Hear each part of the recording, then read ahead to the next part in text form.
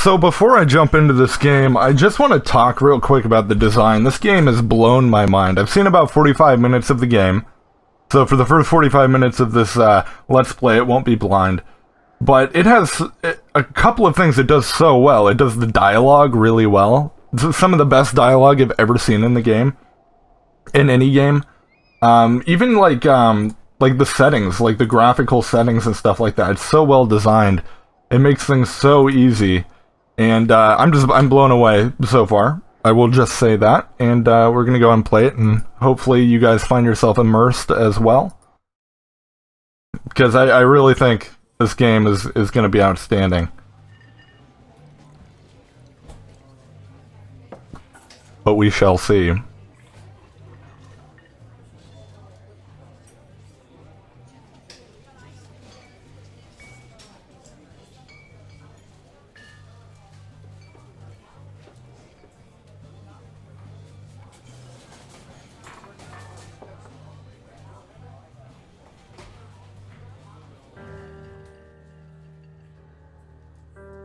She's about your age, late 20s, laughing, well-dressed professors and grad students from nearby CU Boulder.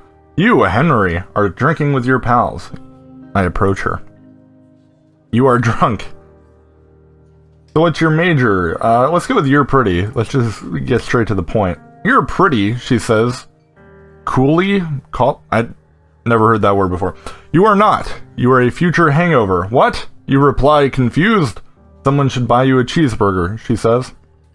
She flags down a waiter, and 1 week later, you are Julia's boyfriend.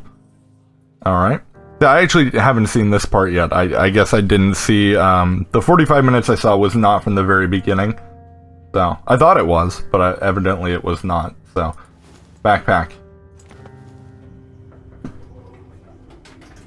This is all brand new to me. Is this my car? It is. Hold on, let me, there's gotta be something interesting about this. No? Okay, yeah. Car! Go back to the car.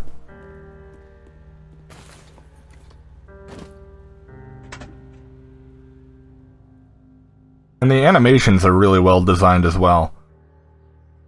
You date for over a year. She drives you absolutely nuts. It's great. Sounds great. You move in. You share an apartment near the school with a view of the mountains. You two drink beers out on the deck. You drink beer just about anywhere. Life is good. Julia wants to get a dog. This is where things go downhill right here. Who would want a dog? More of a cat person, personally. Oh, I'm supposed to click that, excuse me. There's a scruffy, undersized beagle. Julia is in love. She wants to bring it with her to class. There's also an intimidating but gentle-eyed German Shepherd. Nothing bad could happen to Julia while walking this dog. It's badass. Let's name him Bucket. Bucket's a cool name. Bucket's a good dog, and a week later, you've totally forgotten about the other one. Julia loves him too. You love him too. You talk out on the deck. It's summer, 9:30 p.m., and the heat still radiates off the high desert. What do you think about kids she has? Okay, now things are going downhill, definitely. Kids? They're not very smart, or good at much. I'm saying if you and I had some, a couple of little idiots. Why rush? Yeah, no, I don't want kids. He looks away, out toward the mountains. We have plenty of time, right? Speak for yourself, mister. Don't worry, you assure her. This is not the game, by the way. There's more to it than this, if you don't know. You tell me she has the body of an undergrad. My ovaries didn't get the memo, she said, laughing it off. One day, okay? One day, she says. 6 months later, you get engaged, lying in bed on a Sunday morning.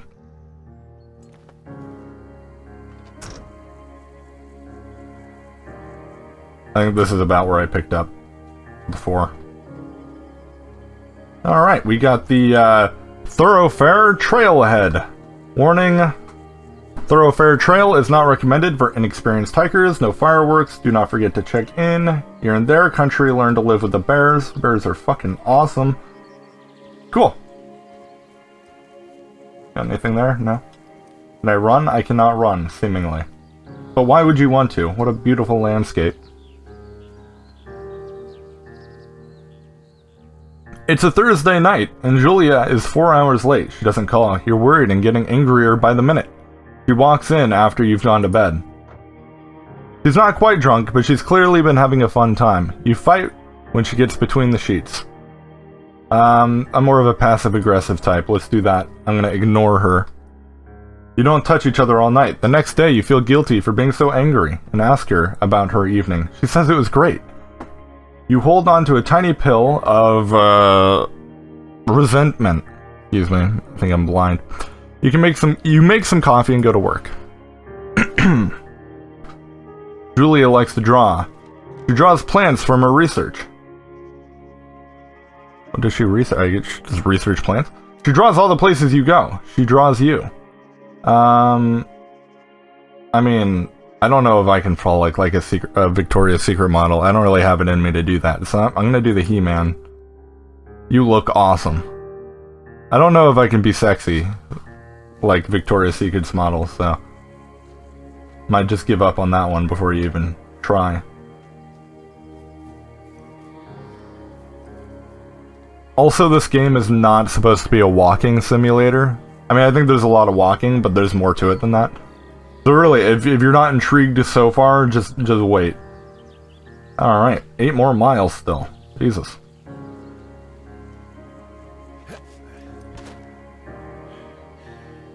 Animations are so damn sexy in this game.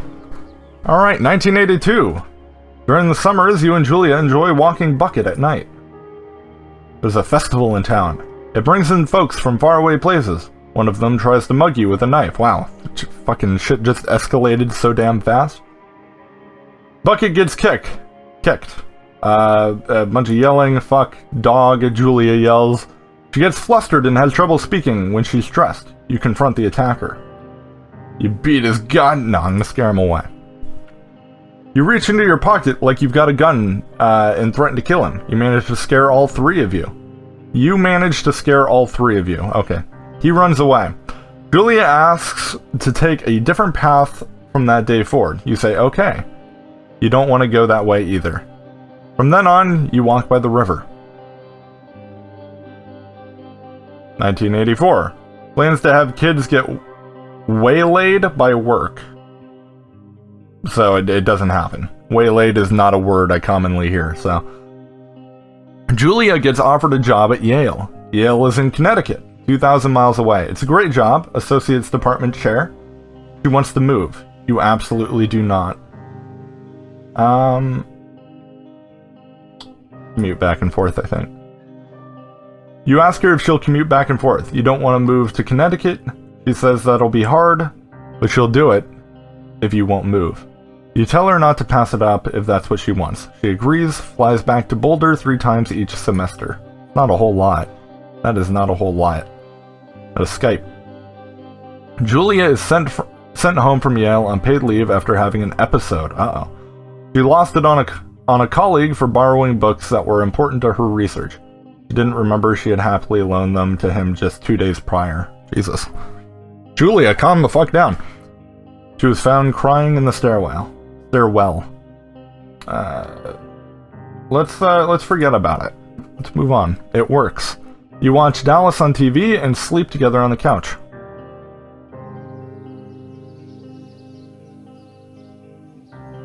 Pick up that journal right there. He-Man! Oh wow, that is an explicit He-Man. I don't know about that. Bucket is getting older. Julia comments that it's kind of nice because he gets in less trouble around the house. A week later, she goes back to the university. Bucket's gonna inevitably die and I will not be happy. Julia's affliction gets worse. She can't remember things in class, her research is in shambles, she drives her car to the next town over for no particular reason, and has to be brought home by the police. She is devastated. She is sent home on permanent medical leave. Some days you get the Julia who calls you a dope, and your unborn children little idiots. Other days you get a stranger.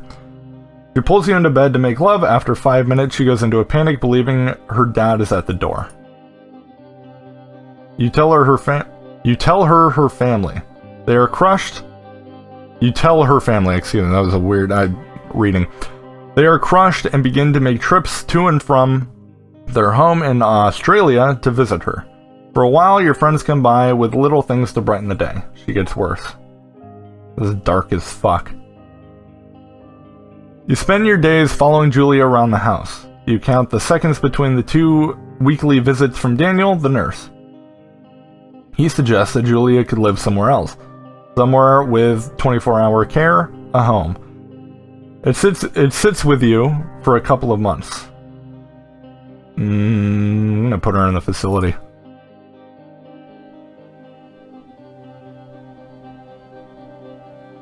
This shit is hard to deal with.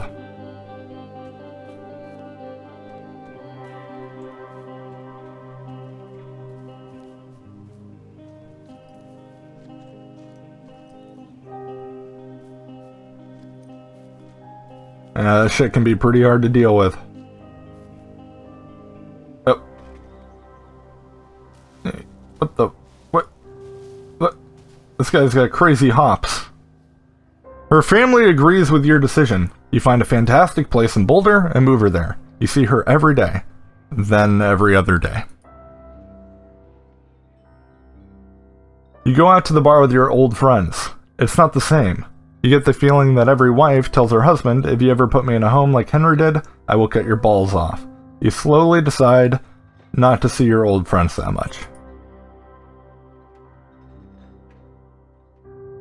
Julia's sister Susan moves to Boulder to be close to her. She visits her every day. You go with her some of the time.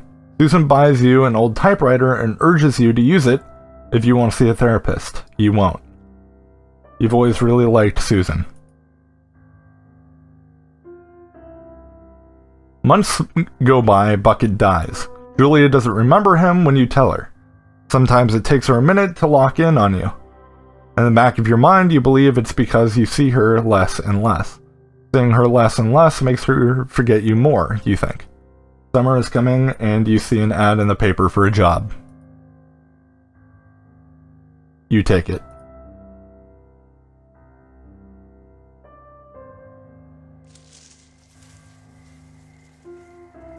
This game is like watching Up all over again. Jesus Christ, I'm like crying over here. We're less than 13 minutes into the game, and I'm like already tearing up and shit. This is not cool. By the way, this is where I picked up the game. This is the very first thing that I saw before, so just so you know. From this point on, it is no longer blind for about 45 minutes. I think.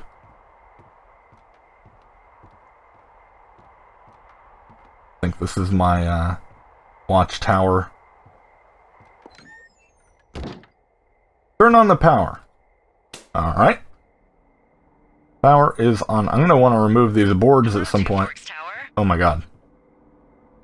Hello.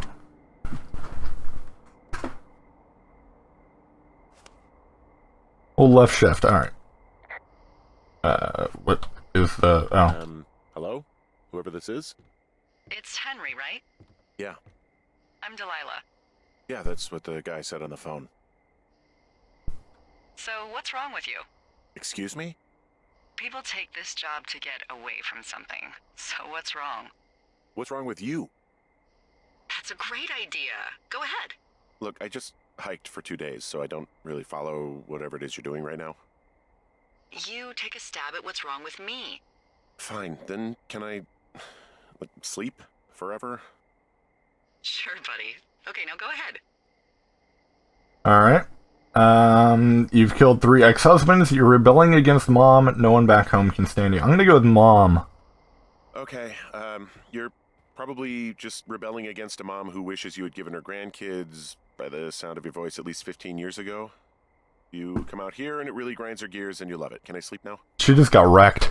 Well, she also says I fuck immature men, but in my defense, who wouldn't want a 28-year-old with ambition and energy and some fire in his belly in bed? Wow. I'm going now. Yeah, no shit. Just a second, now it's my turn. Okay, good night, bye. I don't know anything about you. I say you got fired from your job and have finally decided to write your novel. That's the sort of bullshit reason you'll find a man out in the woods. Good night.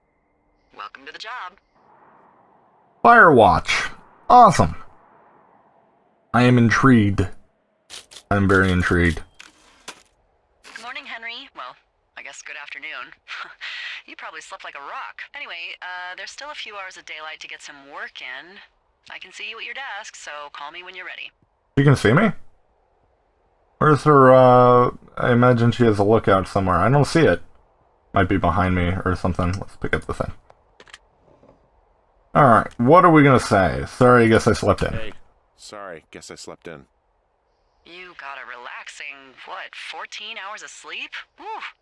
Yeah, Jesus, I guess it's what, 6? 6:45. Whoops. Don't worry about it. That hike puts everyone out of commission for a day or two. But now that you're up, let me quickly get you acquainted with the job. My clock is There's a thing in the wrong. middle of your room with a round map on it. Do you see it? Found it. That clock is most certainly wrong. Okay, yeah, I see it. This is the Osborne Firefinder, invented in 1914 by W.B. Osborne? You use this to spot, you guessed it, What the fuck? What is it? Nothing. You use this to... Oh, fuck me! Good God, language, lady. Out your west-facing window. Are you seeing what I'm seeing? End-use compass. Those fucking fireworks? West. That looks like a firework to me. Whoa, that's not legal, right? No. You need to get down there right now and stop them. Fire danger is through the fucking roof. Is that really my job? Your job is whatever I say it is. Look, the closest ranger is like 2 days away. Go down there and set him straight. I will set him straight. Write him a ticket. Whatever. Write him a ticket? Easy there, Dirty Harry. Well? Get going. You'll probably need a rope to get down the shale between you and the lake, if I remember right. There should be one in the supply box on the way. The code is 1234. It's actually that for all of them. The same code for every single one? Secure. Shut up. Alright. Let's go, I guess.